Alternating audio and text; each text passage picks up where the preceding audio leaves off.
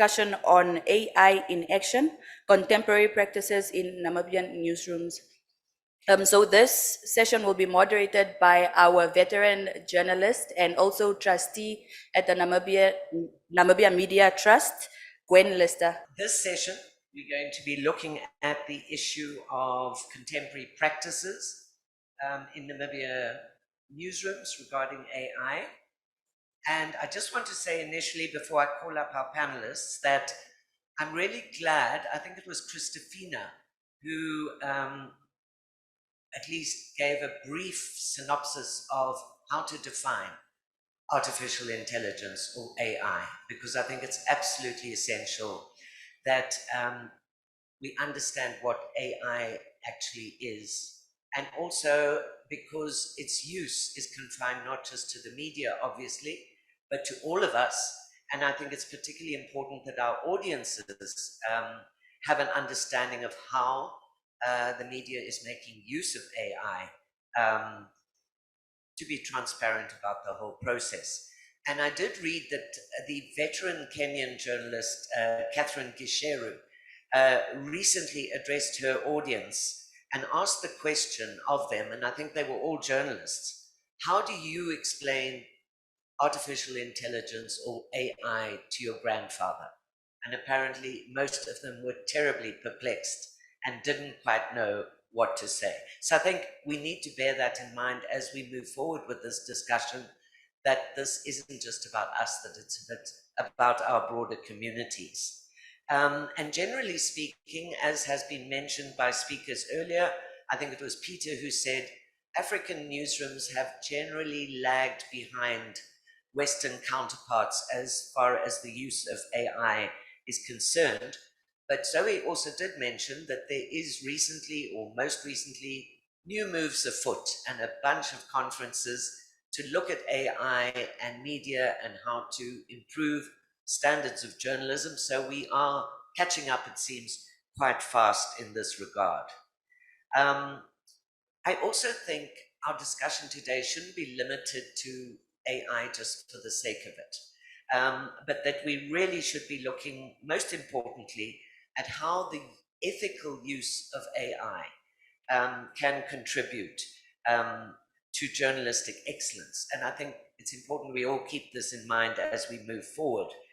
One of the examples, I think, of really positive impact of AI in journalism is the expose of the Panama Papers, which you obviously all know about, and where AI actually made it possible for journalists to really go through absolute tons of data in order to make sense of it all and to bring important investigative news stories to public attention in this regard. So I think that was an area where it really did work. And without that AI, I don't think the reporting would actually have been possible with such immediacy at any rate. And so I think, anyway, today we've got three very good panelists to help us look at what's happening in regard to newsrooms in Namibia right now. Among others, we probably will explore questions like, which there's been a lot of discussion about that on our last panel, is already being used. It certainly is gaining popularity over a very wide spectrum, not only in the media, but is it being used to generate news content? And I'm dying to hear the panelists' views on whether, you know, they think that this AI is really going to impact journalistic ethics. I think there's a very important question to be had there. And of course, there are both positives and pitfalls which are associated with the phenomenon. And finally, I think it's very clear that we, not only in the media, but probably in Africa generally, really need to grasp opportunities with both hands to try and drive the process of AI ourselves, rather than kind of perpetuate that constant dependence on profit-driven big tech with all its implicit cultural biases. So without further ado, let me invite up our three panelists for this session. Can I call on Menesia Muinjo, who is the Chief News and Programming Officer at the Namibia Broadcasting Corporation, to join us. Thank you, Menesia. and welcome. I know Menesia has been traveling, so we've been in touch very early this morning. Next, could I ask David Bishop, who is the broadcast editor at Future Media, to join us? And David has recently been on some travels as well, so maybe there's something from those travels that will impact our conversation today. And finally, last but not least, Ashley Smith, who is the news editor at the Namibian newspaper. And I welcome Ashley as well. So, when Ashley has joined us, I think we will just dive right in. Let's keep this as interactive as possible. Elizabeth, who's somewhere in the room, just give me a shout out when there are questions from our online audience so we don't forget about them, and likewise anyone in the audience. I think what I'm going to start out by asking our panelists, and probably the same question for all three of you, with some different nuances, because we have radio and television, we have radio and we have print, but also radio, but I think Ashley is more involved on the print side, to speak briefly on whether you are in fact already using AI in one or other form in your newsrooms, whether it is to gather or to generate content, analyze information, and or understand your audiences. It would be great to hear if you're also looking at any kind of innovations in your various newsrooms in this regard. And maybe a last question, and I know this is a three-pronged one, but do you see AI as having the potential to contribute to journalistic excellence? Can I start with you, Menesia? Put you on the spot. Thank you, Gwen. Greetings to the colleagues online and those present here. Yeah, AI and business. I actually first look at the newsroom as a business. And for every business to survive or strive, you have to look at the catalyst that will help you achieve certain objectives as set at the corporate level. Like, for example, at NBC, there is a business plan and there are certain key performance areas that we must look at in terms of content, the output, the quality thereof, in terms of revenue generation, because our product must be able to attract revenue so that we can complement the subsidy that we get from the shareholder. So now the question is, AI, how does it advance the efforts for the NBC to achieve its set objectives? That's really key. How does AI help the journalists in the newsrooms and the producers there, including the editorial staff, the technical team, to ensure that what we put out there is what the audience wants? Yes, we do use that at the moment. It's randomly used. And I'm saying randomly because we are yet to come up with a newsroom policy guidelines that will really guide how to use it. For example, like the issues mentioned there, if you use it for news gathering, how do you credit the reporter or the producer? Do you credit that? Because in journalism, as we learned, we cannot take the work that does not belong to us. So attribution. So we busy, just like we have been busy with social media policy. There is transformation going on now at the NBC, and some of the issues we're looking at is how we can improve technology. I look at AI as normal, really technology that will help us to achieve what the business must actually, at the end of the day, bring up. Because if my performance and that of the journalist in the newsroom, it's not going to really be, like the speed of it, the smartness, or do you still have to work hard? So, but I can confirm that some programs, the journalists are using AI to, for example, if you come with a video, to have it transcribed. but like it's coming with its own challenges. Right. One producer was just telling me last night to say, oh, for example, if I have to put in your name there, it will say Menesia instead of, for example, Menesia. Right. So there are those small things. And that's why there must be quality control. So it is there. And in terms of time, because we work under pressure, you know it. So if it can help to improve that, great, we welcome it. So yeah, maybe I can end here for now. Right. So there's a start, at least being made. There is a start, and the teams are actually talking about, even I had somebody mentioning the presentation. Right. Yeah, but personally, I was saying, okay, this thing is so smart, but when it comes to presentation, for example, we look at emotions. You have some diversity that needs to be there. You want to indigenize, certain things to have an Oshiwambo language speaking Namibian that must come there. But with AI, we see how we can integrate that, because the aim is to improve. It is not improving, then there's no need really to go ahead about that. Menesia, perhaps just a quick follow-up question, and that is, I believe the Nation Media Group in Kenya has these giant screens in the newsroom where they are actually showing all the time how stories are performing. Is that something you might consider at NBC, and showing how many people have read it, how long they spent on it, something like that? Would that be in the making for the NBC, or?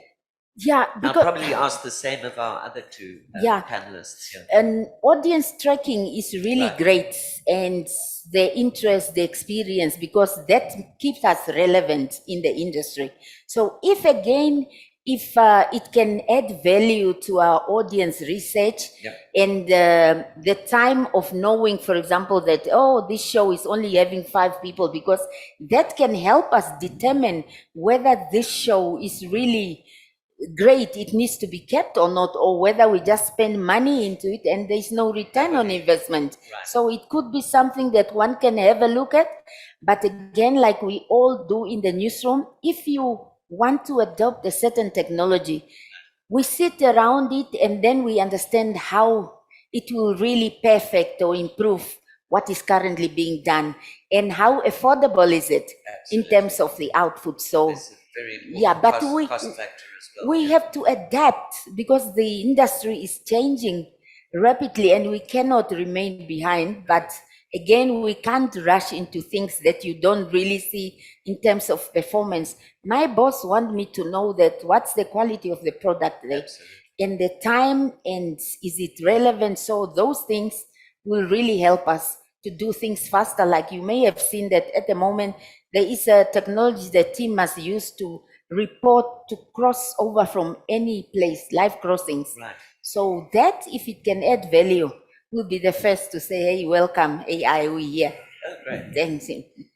David, turning to you, what's the status quo in the future media newsroom with regard to AI right now? Limited adoption at the moment, I think. My fault to a certain extent, because I'm the kind of person who wants to have researched and understood everything 100% before implementing it. But coming to terms with the idea that you're never going to be ahead of AI, and we're never going to understand it fully, and it's changing too rapidly. We are looking at ways that we can incorporate. There you would sort of have that little bit of pushback that there's change. It's changing the workflow. We've got the idea that the AI tools can help us, but there'll be a pushback, myself included, in that I have to change the way I do things now. I have to, instead of me just coming up with the SOE prompts or the headline idea or writing the story myself, to take the time to ask ChatGPT, for example, to give me some prompts. Once we adopt that and once we get into that workflow, I think it can be a lot faster and a lot more efficient. But we need to get to the point where we're comfortable changing and we're comfortable adopting that. But it's also understanding, and I think, like you were saying, the definition of what is AI, and getting ChatGPT to rewrite your sentence, your story, to give you a better format. How is that different from Grammarly? Grammarly is AI as well, but we don't see Grammarly as AI. We see ChatGPT as AI. So it's good point. it's what are we prepared to sort of give up and let something else take over, I suppose. Exactly. Ashley, the Namibian newsroom, I'm just wondering, are you at the point yet where you're going to byline your articles saying this has been written by a human? Or vice versa? Not ironically, but I was chatting to some colleagues outside earlier, and we actually had that example a few weeks ago where we wrote an editorial and then ran it through ChatGPT. Okay. And we actually put at the bottom of the editorial, this was edited by ChatGPT. And if you want to see the original editorial, please email us and we'll email the original editorial to you. So that's what, and I think from my side, it's about disclosure. And I also want to come in there with Menesia. We're in the process actually at the moment of, same as you guys at the NBC, actually developing a policy around the use of AI. Right. So ethically, at which point do you actually disclose you've ran this through a program, or even if you're using algorithms or whatever to actually pinpoint your content on your platforms, do you actually have to disclose that, for example? That needs to be part of the policy as well. Right. So very excitedly, we are actually in the process as well of partnering with DW through the Innovation Lab to actually come up with AI and automated content for our platform. So the idea, and I don't know, we'll have to obviously see how it's actually going to work, but I can just go through some of the kind of aspects of it. One of the key aspects would be, to example, as in put a print story into a AI generated content provider, and how does that content provider then package it for newsletters, radio voiceovers, social media, etc., etc. So we're very excited about that. There's a workshop happening at the end of towards the end of October where the Namibian will be participating. Also in terms of things like, for example, fact-checking tools. You asked how can we actually enhance, how can AI actually enhance and actually create better journalism? I think fact-checking would be a major part of that. Point, yes. Also the interpretation, you mentioned the Panama Papers when you actually introduced the panel. I mean, that was an example of how you can actually interpret complex information and make it easier and create journalistic excellence through actually using an AI program to actually pinpoint suspicious transactions, and then obviously create story ideas around AI-driven machinery. Right. So I don't want to go into too much of the innovation project, but that largely for us is about that. There's also another maybe that also very excited part is an Oshivambo translation tool or an indigenous language translation tool. How do we actually use AI to actually create content in the languages that our people speak in the country? And that is also a way of enhancing, I think, journalistic excellence, is to speak to people in their own language. Absolutely, absolutely. So let me leave it there. I think also, you know, one of the things I do keep thinking about is the whole ethical issue around AI, and I'm wondering whether that's not a nice project for the NMT, Zoe, because we have a very good Namibian code of ethics for print, broadcast, and online media, and I'm wondering whether that's not a project going forward to adapt that also to the AI era. But besides that, I'm curious, and this goes to all of you because you all deal with news content. If, for example, there is a story which has used ChatGPT or something, and maybe it hasn't gone through the news editor at the end of the day, because we've emphasized earlier that it's always good to have that human touch and not just let ChatGPT run its course or anything else for that matter.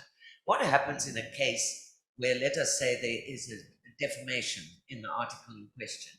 Is that a defense for the media when you go to court and say, that wasn't us, that was artificial intelligence?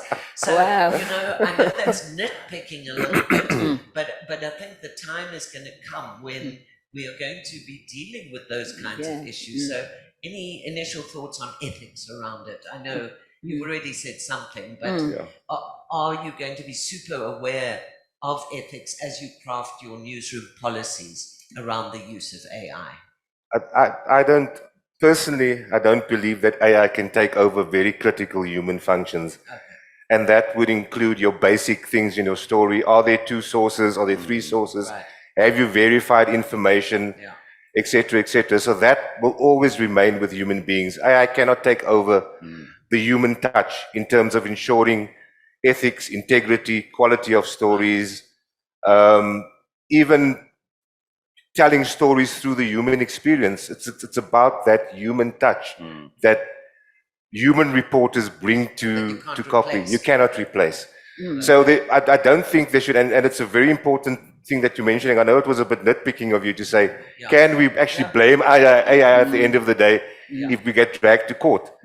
I don't think that would be a defense. Right, exactly. Because obviously you chose to use that content on whatever platform, so you have to stand by.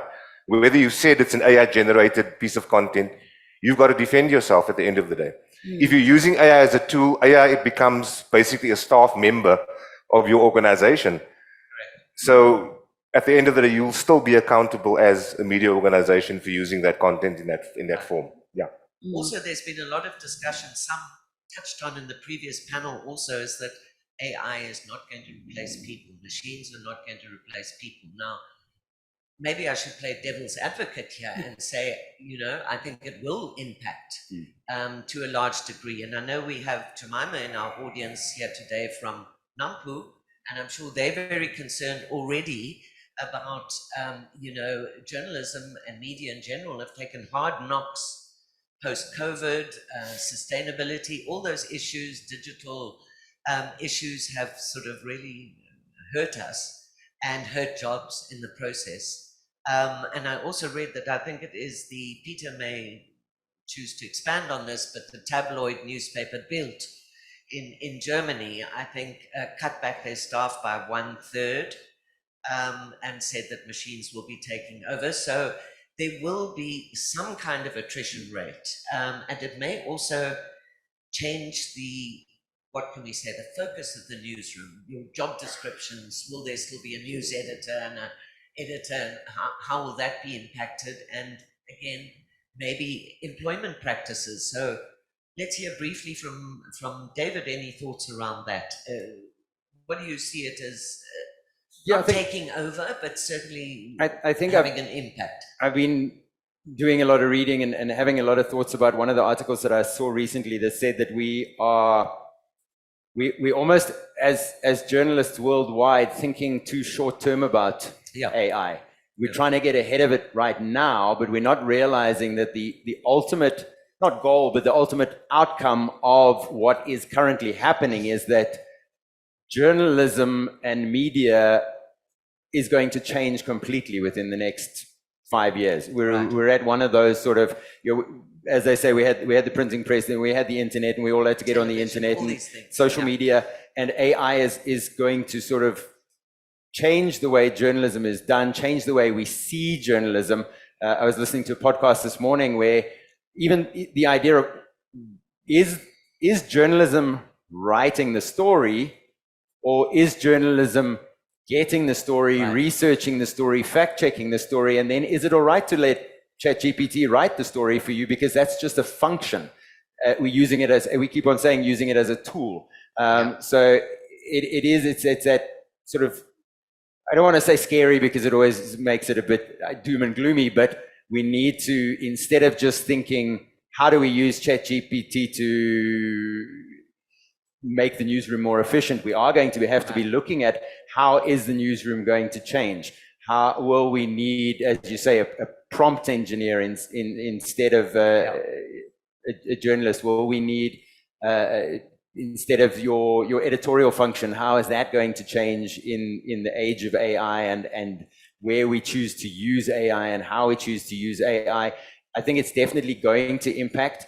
I mean, the idea always is that they're going to be, some jobs will disappear, new jobs will be created, jobs will have to change, but we're going to have to be willing to change, and we're going to have to be malleable and be able to change with things as they're changing. And like I said, they're changing so quickly that just to stay ahead of it, we need to start thinking more long term.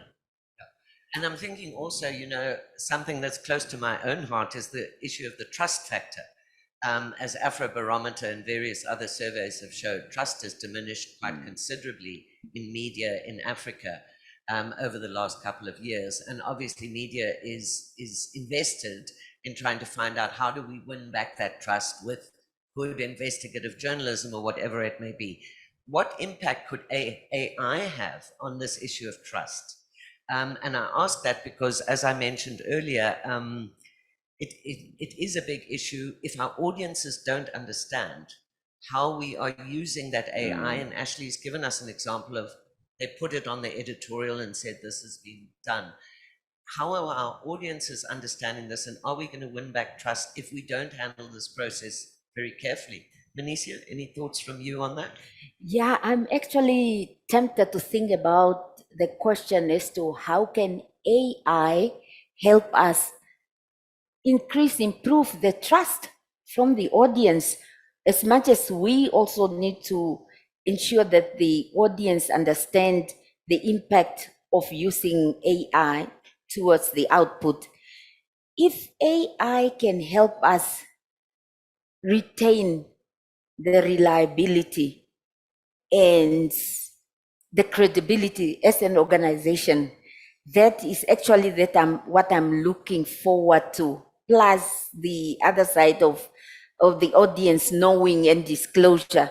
But I'm also saying, as a country that is really the front runner of press freedom, a country whose media believes in self-regulation, I think there is no way that any newsroom will really allow any other, whether AI or anything that comes after AI, to dent the current bar that we have really raised. So that's why anything that comes with AI, that's really my take in whatever I do as a newsroom leader.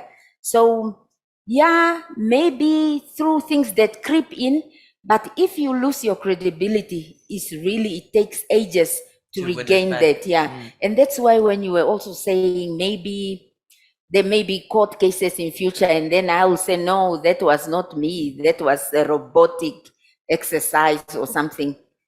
No, we can't allow it, because it talks to the performance of the editor, of the producer, of the reporter.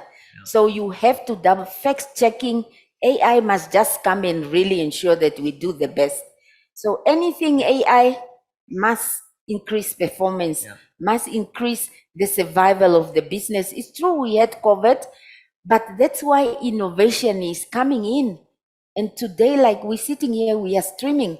And it's not even at a high cost like you'll have in broadcasting, where we used to have, say, 22, 25 people going out for a live broadcast.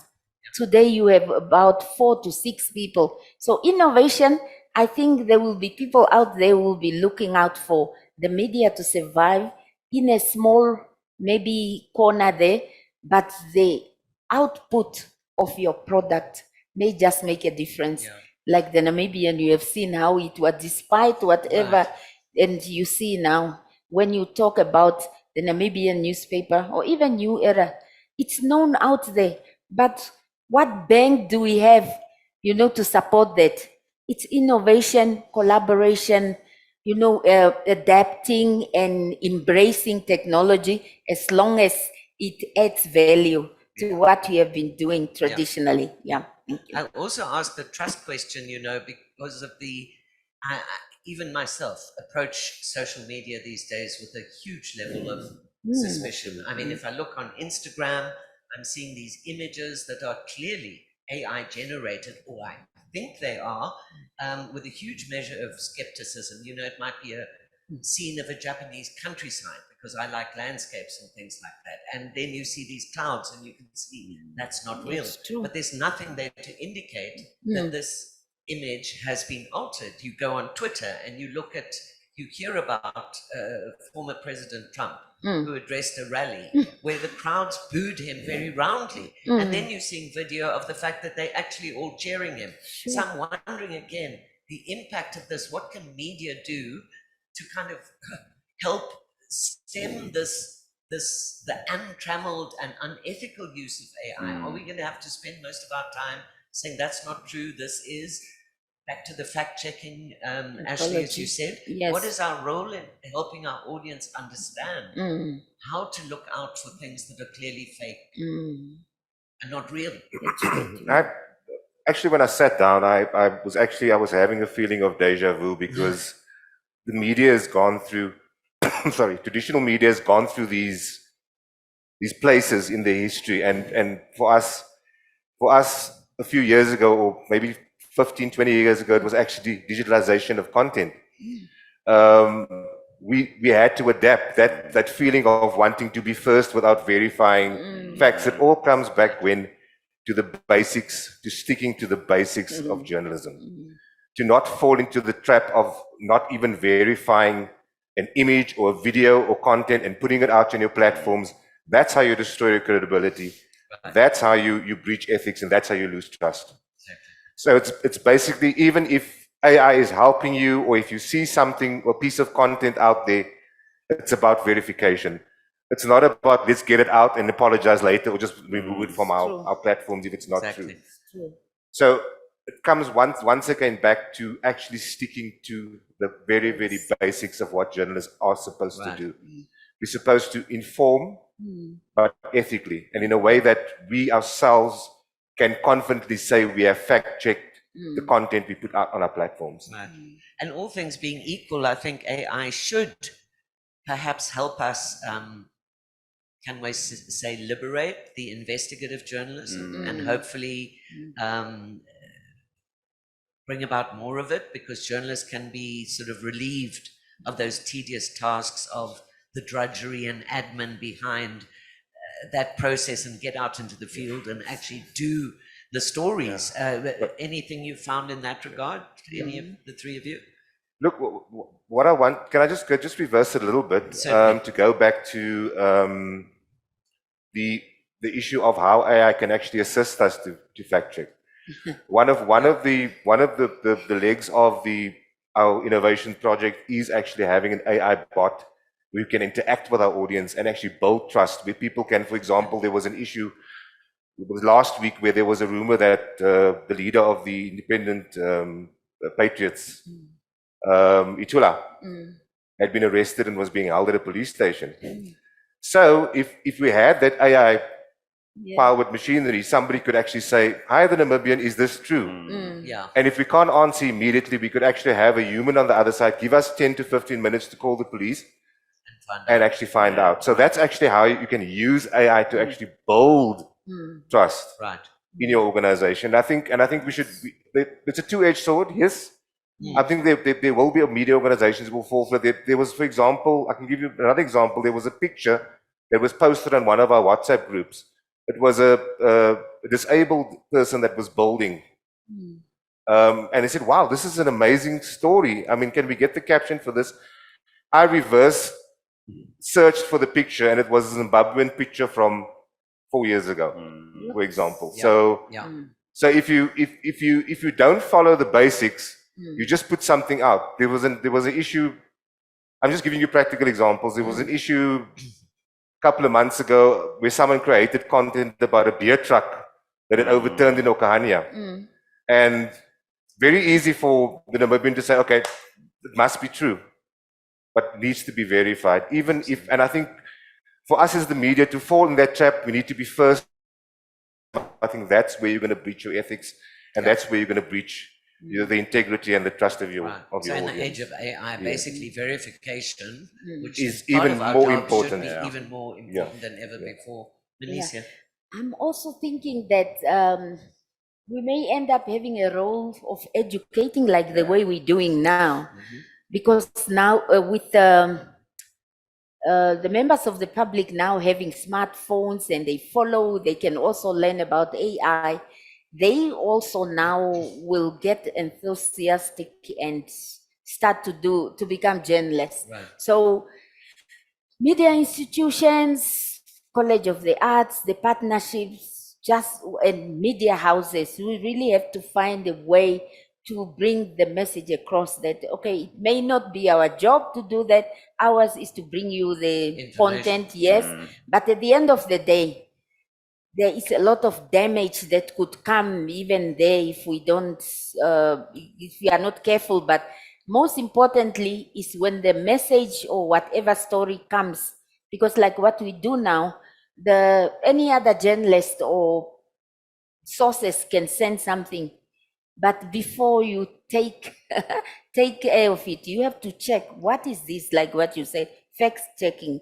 And also when you were talking about if AI could help you really verify certain information, it would be great for NBC, for example, if our news bulletins before we go on air, English and all the language bulletins, if we can quickly, scan through and say, AI, is everything fine now? Complementing the editorial work before you sign off, that will be great. And it seems to me what we're actually saying on this panel is AI has its place in the newsrooms, but we must just sit it down and make sure it stays where it is and we watch what it's doing all the time. Yeah. The other thing I just want to mention, Menesia, is of course in regard to what you say, we can't forget the digital divide. That if the statistic that was used earlier, 49% of Namibians don't have access to the internet, what are we going to do with that 49% who aren't even digitally literate, let alone understand the issue of AI? How do we deal with that as media, do you think? Or is that our job at all? Maybe I can also open it up to the room in general and online. Anybody with any comments at this point while you mull that question? Peter? You need to be mic'd.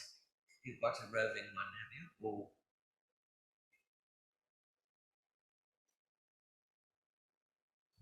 yeah, maybe just a quick comment on.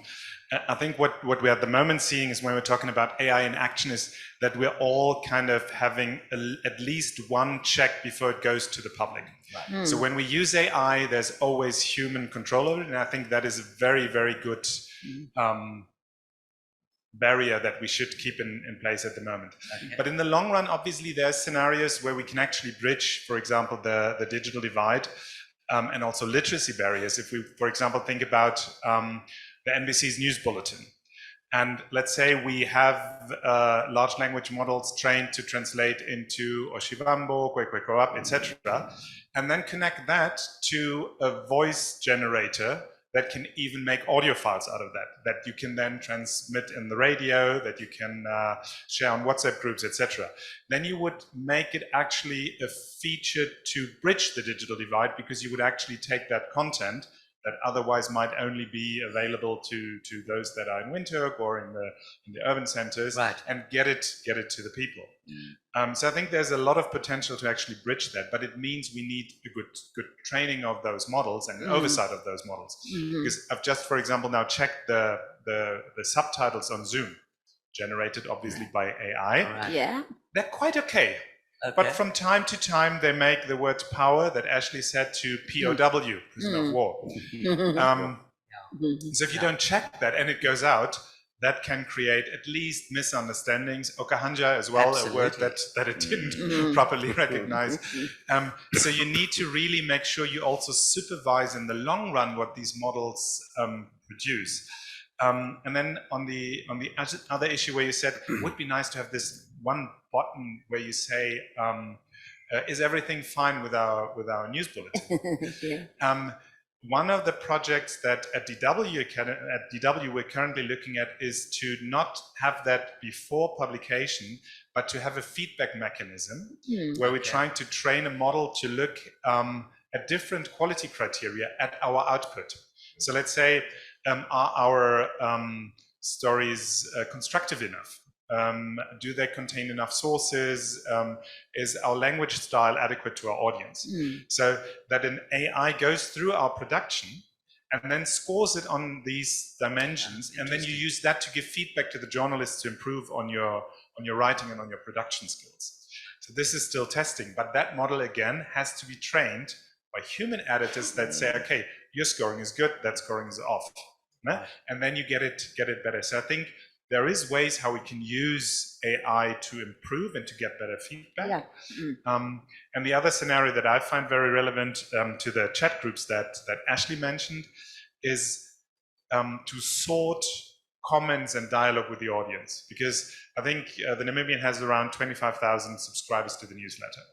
Let's imagine they could all be on, let's say, WhatsApp group, because that's how Namibians communicate. Right. And they all write at the same time. Yeah. No one at the Namibian would be able to sort through that. Yeah. But you could say, okay, I have a large language model that understands that and gives me a summary or highlights the important ones. And that's when, in the input and in the structuring of information, we could use AI to actually do better journalism, to have better dialogue, etc. So I think that's where we might be looking at. By the way, on your example on build, because you asked me to comment on that, I think they used that more as an excuse to let go of people. Do you think so? Yeah, but if we're talking about build, I don't think we're talking about quality journalism. Okay. In any case, okay. So it may be a good thing. But still, I think the question still remains, Peter, that it will change the sort of the look of the newsroom, I think, inevitably, because here again, you're talking about more people to help with verification.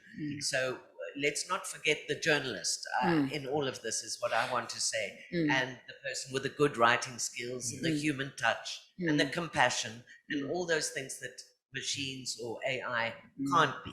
Yeah, but I think the crucial issue here is we need to be conscious about what it can and cannot do, and we need to shape the process. But in order to do so, we need to, from my point of view, experiment and reflect on what we're doing.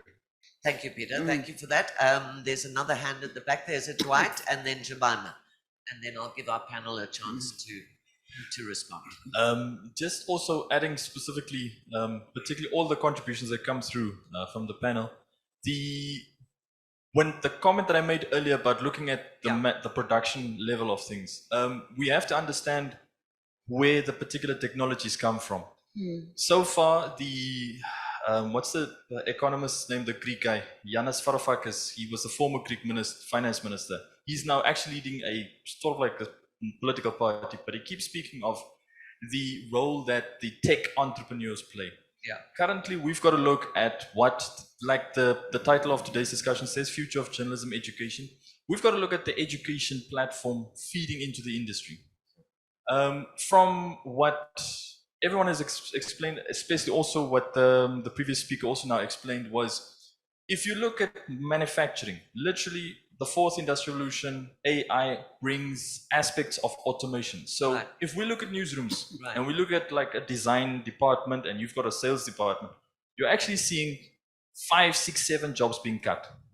When AI is used, AI will be used like a fish net, go and scoop on a social media, bring it to one person, that person filters it, storifies it, sends it to the next, and so you see the processes. Said processes actually streamline and actually have to work with the technical skills that will be needed, which also gives a counter argument towards what does our overall development goal as a country. Are we supposed to get a knowledge-based society versus a skilled society? Which once again brings up that balance of should we study more than go to TVETs and vice versa. So these are the continuous conundrums we'll face, because I'm specifically someone that has a marketing business background, partnered up with a journalism degree. But when you see how the marketing business qualification actually benefits with its experience and completes what I've done in journalism, this actually speaks to that the role of journalism means that you've got to become more multidisciplinary, more skilled. More like a jack of all trader. If you play cricket, you've got to be the all-rounder everywhere. The wicket keeper, the bowler, and the batsman at the same time, and the fielder.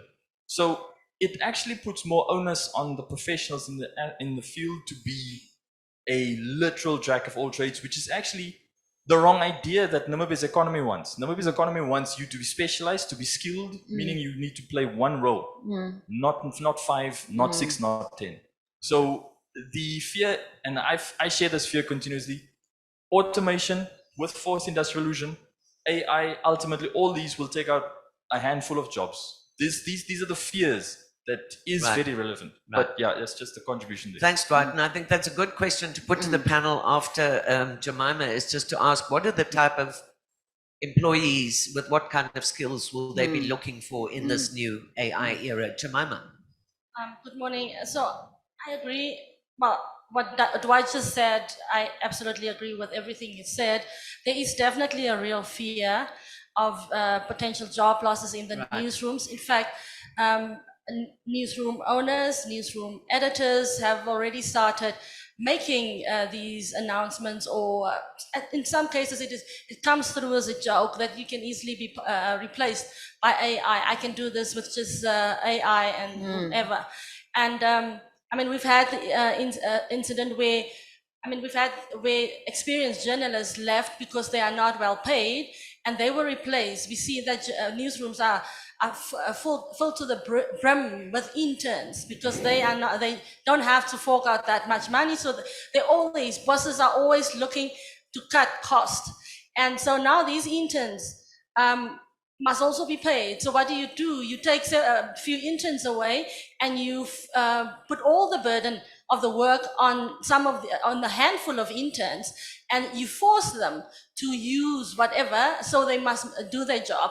And I think one thing that Dwight highlighted is the fact that not many journalists understand fully what AI is. Right. Very few people have only found out about ChatGPT. I mean, many, not few, about ChatGPT this year. I think from our engagements on the journalist WhatsApp group, I would believe Dwight is the only one in this industry that has a full grasp of what AI is about. Okay. And the interns, they know it, but they're not really in this industry for the long haul. And there's really a need for journalists to be educated, so they understand, like Dwight was saying, so they can become jack of all trades. So people don't even realize that podcast is a way of expanding your trade using AI. So these are things that they need to sensitize about, that they can use, so that they don't become irrelevant in the long run. Exactly. And also that's a focus for journalism education to take into account, to adapt their curricula to this end, right? Absolutely. Any comments on any of the three comments from the floor? Menesia, can we start with you? Anything? Peter made some comments, Dwight and Jemima. They say the future belongs to those who prepare for it. We have to, as journalists, some of us are actually on the way out in terms of succession planning, but we have to find a way to remain relevant. We are commodities. If a colleague of mine, the head of sports, Sakrishi Kufa, was telling me to say, yes, there is that fear, but it's those that won't be able to work with AI that may risk losing out. So it's time now. This is the beginning. We are here. Let's find ways how to collaborate. If Dwight is the one who has that knowledge, how do we benefit? How do we benchmark? Even media houses here in Namibia. Yes, sometimes we have the whole knowledge here that we must still harness and benefit from it. It's not just the thing of private or public media. At the end of the day, we are in the same industry. We complement one another. It's not easy as the way I'm speaking about it, but there are means. There is an opportunity to do that, really. And also on the issue of maybe the digital divide. Yes, 49%, we're waiting for census to finish the countings. But what comes first is a chicken and an egg thing. We're saying also we want to be ahead of what we know, multi-skillism. It is true, like in the newsroom, I will also tell my boss and say, my job is news and programs. But content alone without technology, it cannot make that sense. And it's the same with revenue. I actually was thinking here to say, I will need an AI assistant somewhere that can help us to say, in terms of your budget, you are exceeding, or in terms of your revenue, you are here, and there are potential sponsors there that need to come on board. Because at the end of the day, news and programming is a package all rounder, so everybody must come in. We're talking of having a production accountant within that. So if you are not multi-skilled, it's not an easy task. So, but I'm enthusiastic. I think it can be done. Sometimes it's the fear of the unknown, but until you go there, You actually be the one running with it. So AI is with us. It won't change. We'll be here. We have to adapt. We can make it. And I think it's important what you just raised, the fact that we focused it on journalism and AI, but there are other areas of media where we haven't explored how it can help us in the sustainability issue, backroom use of AI, if you want to put it that way, in media. So we haven't been there today, but those are some important questions. Because sometimes, Revenue and things like sorry, that. it's the last point now that No. it's journalists, the tools they use, sometimes they are outdated. So if AI, in a way, okay, we're not dumping too many things on it, but it will tell you that your microphone there is distorting the whole product Correct. output. So Yeah. we must really make use of it. Thank you, Menesia. David? I think the idea of having to be multi-skilled isn't new. We've seen it coming for a while, where we had, newspaper journalists who were used to just getting the story and writing the story, and then we're told, well, now you need to take the photograph as well, and then we're told, well, now you need to get a soundbite as well, and you need to get a video clip. So that's nothing new, and that's something that, and believe it or not, editors also are expected to take on a whole bunch of new work and new roles as well, not just the journalists, but as we've been talking about using AI as a tool, and like Jemima said, you can use AI, or AI can help you to create a podcast.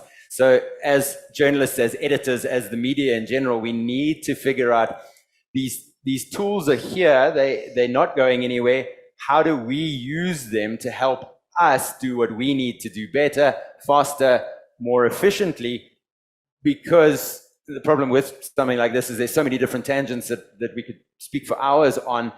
The other side of AI, we're focusing a lot on how we can use AI, but the other side of AI is how we have to actually fight against AI and the use of AI by big tech for media viability, and to make sure that we still have jobs to employ people to do. Correct. That's a very good point, David. Ashley, some thoughts from you on any of the issues raised? Yeah, I'm going to go back to my earlier point about these landmark moments in journalism. I think this, for me, is a landmark moment in journalism. So how do we now, as media organizations, begin not only to embrace AI to make things better in our newsrooms, using all these technologies that I never dreamt of when I was a younger journalist, but also how do we now restructure our newsrooms to actually use the partnership with AI in terms of pointed content? What are the skill sets, like you said, Gwen? What are the skill sets? What are the kind of employees that we need? And that also goes with newsrooms and media organizations guiding the places where these young people, young journalists are. There's one part, the younger ones who are coming up, and also reskilling your staff that you have now. This is the same thing we faced when the internet came and the social media platforms came. How do you actually restructure your staff or reskill your staff to feed these platforms that are still young? And now we're sitting with a situation, we want to fight against AIS, but we also want to embrace it to see if it can improve our viability. What are newsrooms in the future going to look like? Like you said, would you need a news editor? Or do you need a content checker, something like that, desk or something? Are you going to need reporters, or are you going to need fetchers of information that you can feed into your platforms? So it's about media organizations facing the challenge and saying, how are we going to serve our audiences going forward using this technology, and what are the skills that we're going to need? How are we going to reskill our staff, our existing staff, and how are we going to make sure that the education organizations actually produce the kind of staff that we need going forward for what our newsrooms are going to look like? And again, it seems to be a challenge of adapt or die. We've gone through television, we've gone through all these changes in the media and digital. So I guess with the right people steering the processes forward, AI can certainly benefit and improve journalism, and of course be brought more into journalism education. I think I'm running out of time, so I'm going to ask Elizabeth if there is anything from online, questions, last comments from our speakers.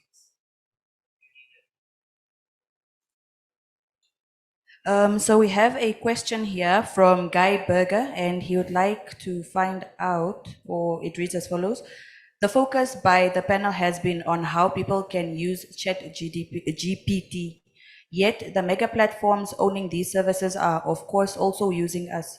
So what's the implication of this value extraction for African actors, data givers, data regulators, would be African startups in AI, media adopters, educational institutions, AU, etc.? Well, It's quite loaded. I mean, I think, yeah, I mean, I agree with Guy 100%. I mean, it'd be stupid to not agree Thanks. with anything Guy says, but I agree there. And that's what I was alluding to, that we've got this, again, is it a doom and gloom existential crisis? Bard, Bing is incorporating ChatGPT into their search engines. Instead of being redirected to our website to get the story, you ask Google now what happened in Namibia's latest elections, and instead of directing you to websites where you can find that information, Bard will now give you a summary that says, this is exactly what happened and they're taking that information, like Guy says, from us. We're not being compensated. It's happening already. Facebook, all the different platforms are doing that.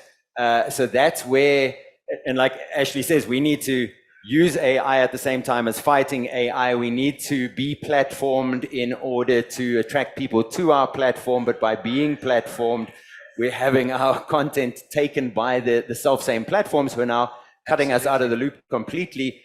How does journalism change? I forget the name of the app that's been released, but there's an app now that will give you exactly what you search for in a summary format. Taken from, they'll to their credit, they still do credit where they got it from, but who's going to go and click on the link to go and read the original article when you've gotten your answer? And at the same time, in that app, they will allow you to have the story read to you in the voice of one of your favorite celebrities. Right. So how's news going to change? Absolutely. Good. Thank you, David, for tackling that. Thank you. We have another question here from one of our previous speakers, Christofina Shilongo, and it reads as follows. I am interested in hearing the panelists' perspectives on the data protection legislation currently being drafted in most African countries. How does this impact the future of AI? Most are struggling to establish connections between access to information and data protection, which has major consequences for journalism. That's a good question again. Ashley, do you feel like going there? Maybe indirectly, Okay.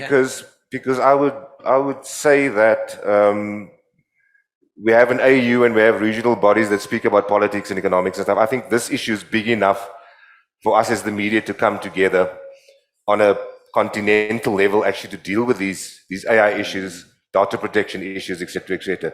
So we should be having those conversations together as newsrooms and media organizations across Africa to actually have a pointed approach to how we deal with it.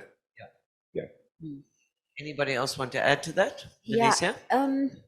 it's a process, and I'm glad that policy issues have started somewhere, and she mentioned it. And also in Namibia, you also hear the people who are aware of the data protection issues, because when we were asked to go and register our SIM cards and things like that, or at NBC now, we have also installed now the biometrics thing. So everyone is aware of where is this data going. So I agree with Ashley to say, we need to sit together and say, what are our fears when we talk about this? How can we improve that to ensure that our data is protected? Right. But at the end of the day, we have to be part of this new phenomenon, of this new development, because like they say, change is inevitable. Anything will change. You just need to understand it, appreciate it, and accept that it will add value. If it's not adding value to you, you have your human rights and you can always take that up. The other thing is, of course, the challenge of making complex issues like artificial intelligence, data protection.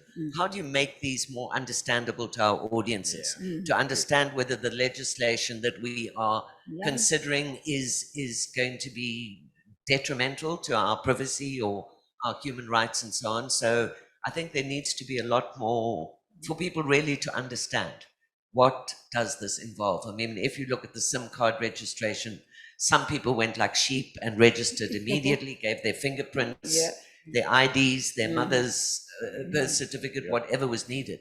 And others are hanging back and thinking, will something happen before December to make this not possible, that we don't have to do it? How do we make that explainable to our audiences? I think that is the role of the media in regard to some of these issues. One more question. Yeah. Okay, we're running out of time, but there are a few questions on our Facebook. So I'll just share the one from Marlies Isaacs, who would like to find out what are the examples of AI and ML used in journalism according to your research conducted. I'll just go over that one again. What are the examples of AI and ML used in journalism according to your research conducted? Or perhaps that was from one of our previous speakers? Yeah, no, research, but I mean, Yeah. All right, then let me move on to the next question here. This is from Content Nam. And they say, we hear journalists making use of AI to write their stories for print and broadcast. How do you vet the originality of stories without knowing whether they've used AI or not? As an editor, does it anger you when a huge chunk of their story is comprised of AI? Thank you, Elizabeth. I think, can I ask our panelists to comment briefly on that question as they make their concluding remarks? And I think then we have to end because there's something else happening afterwards. So yes, it's a very legitimate question, isn't it? Yeah, I think it has to go back to continually enforcing disclosure. But also, like I tend to say, you know your customers as your reporters. So you pick up when there's a difference in style or a difference in words that are used that reporter would not normally use, and you would actually go to them and say, have you run this through yourself, ChatGPT? Because you'll see I also pick up when I use it for my personal use as well. Depending on the instructions you give it, they are actually rhythms of how ChatGPT actually goes about writing things, and you pick that up. But I would say as an editor, you would know exactly what the quality and style of that person is, and if you pick up a difference, you go and approach the person. And even though you're still formulating policy, you are acknowledging in articles where it is used. David, what about you? I'd say as well, 100%. If it's used, it'll be acknowledged that it has been used. We're not using it so much at the moment. Again, where the line is drawn, if it's just been to give you some prompts on how to better structure your sentence, does that count? Because Grammarly would do the exact same thing in someone's article. So that kind of disclosure, where it is, we still have to also have our guidelines put in place. But like Ashley says, you know, if somebody brings you something that suddenly sounds completely different to anything they've ever brought you before, you're going to question them on that, and you're going to get to the bottom of it. And if there is, if they've used it to help, then fine. If they've just submitted you a ChatGPT prompted article that they had no say in, then there's problems, obviously. Back to the drawing board. Yeah, Menesia. and I agree, because the systems that we have, for example, you have access to all the bulletins, whether it's on digital or you can actually see, and some of us will pick up something and speak to the editor and say, did you see this? Did you see this, the way it's structured? But what I would want to say is that we work with credibility at stake here. It does not help not to disclose or what, because you want to write better, but it's not your work. I think I work more with the mind that you have to accept that to be the best person in terms of reliability, even when you become an editor and a business owner, a newsroom owner next time, just be honest. We work with the truth here. So I think that can help us. Thank you, Menesia, and thank you to David and Ashley as well, to our audience online and in real time. That concludes this panel. Thank you very much. Thank you so much, Gwen. Thank you, Gwen, for a wonderful session. Thank you to our panelists.